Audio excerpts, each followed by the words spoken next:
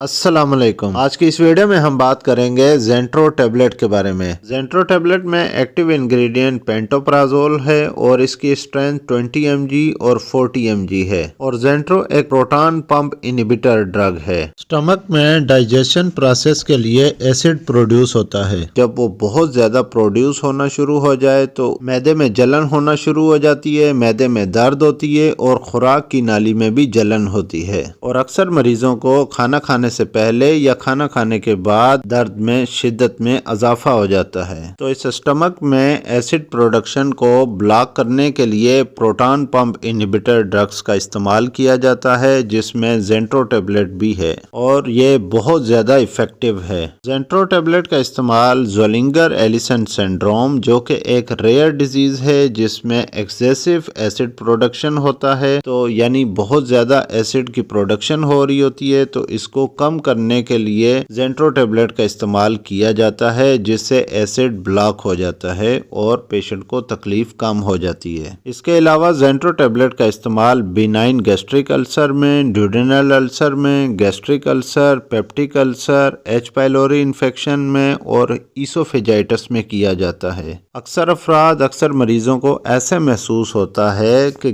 معدے میں سے گیس نکل کر دماغ کی طرف گیس چڑھ رہی ہے، جس سے خوراک کی نالی میں بہت زیادہ جلن ہوتی ہے، معدے کے مقام پہ درد ہوتا ہے۔ تو یہ ایک بیماری ہے گرڈ، جس کو گیسٹرو ایسوفیگل ریفلکس ڈیزیز کہا جاتا ہے۔ تو ایسوفیجائٹس، گرڈ اور گیسٹرائٹس کو ٹریٹ کرنے کے لیے بھی زینٹرو ٹیبلٹ کا استعمال کیا جاتا ہے۔ اس کے علاوہ ایسے افراد جو مسلسل درد کی دوائیاں استعمال کرتے ہیں، مسلسل دواؤں کے استعمال سے معدے میں درد شروع ہو جاتا ہے، کیونکہ pain killer medicines stomach layer کو ڈیمیج کرتی ہیں۔ اگر اس کا بر وقت علاج نہ کیا جائے تو یہ السر کی صورتحال اختیار ہو جاتی ہے، تو اس کے لیے زینٹرو ٹیبلٹ کا استعمال کیا جاتا ہے۔ اس کے علاوہ جو افراد اینٹی بائیوٹک یوز کر رہے ہوں یا پین کلرز کا استعمال کر رہے ہوں، یا ایسے افراد جو بلڈ پریشر یا دل کی بیماریوں کے لیے میڈیسن لے رہے ہوں، یا اینٹی ہائپرٹینسو ڈرگز لے رہے ہوں جو کہ بلڈ پریشر کو کنٹرول کرتی ہوں، یا ایسی ڈرگز جو کہ لانگ ٹرم تھراپی کے لیے استعمال کی جا رہی ہوں، تو ایسی ٹیبلٹس کے ساتھ زینٹرو ٹیبلٹ کا بھی استعمال کیا جاتا ہے تاکہ اسٹمک لیئرز کو پروٹیکٹ کیا جائے، کیونکہ مختلف میڈیسن کے مسلسل استعمال سے اسٹمک کی لیئر ڈیمیج ہو جاتی ہے، جو کہ بے احتیاطی میں السر کی صورتحال اختیار کر لیتی ہے اور مریض ایک نئی مشکل میں پھنس جاتا ہے۔ اب ہم بات کرتے ہیں زینٹرو ٹیبلٹ کے ڈوزیج کے بارے میں کہ زینٹرو ٹیبلٹ کا ڈوز کس طرح لینا چاہیے اور کتنے عرصے تک اس ٹیبلٹ کا مسلسل استعمال جاری رکھنا چاہیے۔ تو سب سے پہلے یہ بات ذہن نشین کر لیں کہ زینٹرو ٹیبلٹ کا استعمال ناشتے سے پہلے یا کھانا کھانے کے پہلے استعمال کیا جاتا ہے۔ اس کا سب سے بہترین وقت صبح کا وقت ہے، یا تو آپ ناشتے سے پہلے لے سکتے ہیں، اور اگر ایسے افراد جو صبح شام اس ٹیبلٹ کا استعمال کر رہے ہیں تو صبح ناشتے سے پہلے لے لیں اور شام کو کھانے سے پہلے استعمال کی جائے۔ زینٹرو ٹیبلٹ 2 سٹرینز میں آتی ہے، جیسا کہ 20 mg اور 40 mg۔ 20 mg یا 40 mg مرض کی شدت کے مطابق لی جاتی ہے۔ اگر مرض کی شدت کم ہے تو 20 mg لینی چاہیے، اور اگر مرض کی شدت بہت زیادہ ہے تو 40 mg ڈیلی لینی چاہیے، جو کہ 2 to 4 ویکس تک مسلسل کنٹینیو روزانہ دن میں ایک بار لینی چاہیے۔ زینٹرو ٹیبلٹ کے مسلسل استعمال سے 2 سے 4 ہفتوں میں ہی معدے کی تکلیف بالکل ختم ہو جاتی ہے۔ زینٹرو ٹیبلٹ کا استعمال صرف بالغ افراد میں کیا جاتا ہے۔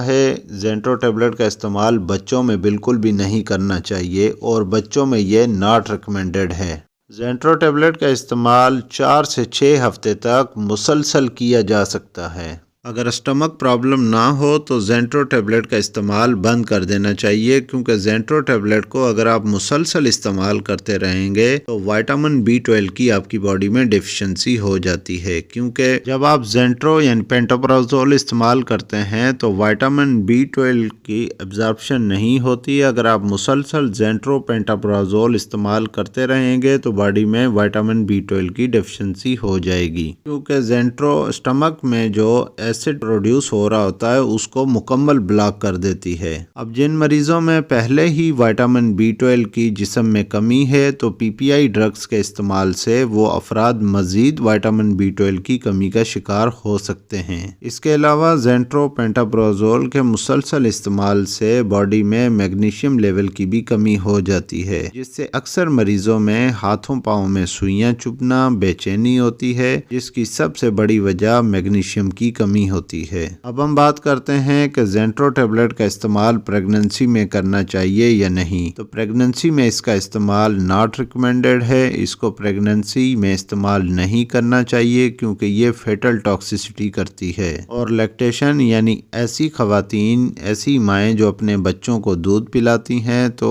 वो भी एहतियात करें कि ड्यूरिंग लैक्टेशन ज़ेंट्रो टेबलेट का इस्तेमाल ना करें। अब हम बात करते हैं ज़ेंट्रो टेबलेट की प्राइस के बारे में। तो 14 टेबलेट्स का पैक 310 रुपीज़ यानी 310 रुपए की 14 गोलियां होती हैं और इसकी शेल्फ लाइफ 3 साल होती है। ये वीडियो आपको कैसी लगी कमेंट करके लाजमी बताइएगा। इस वीडियो को लाइक करना ना भूलिएगा और अगर आप इस चैनल पे नए हैं तो इस चैनल को सब्सक्राइब कर लें और साथ ही बेल आइकन का बटन ऑन कर लें ताकि हर नए आने वाली वीडियो का नोटिफिकेशन आपको मिल सके। तो मिलते हैं नेक्स्ट वीडियो में, तब तक के लिए अल्लाह हाफिज़।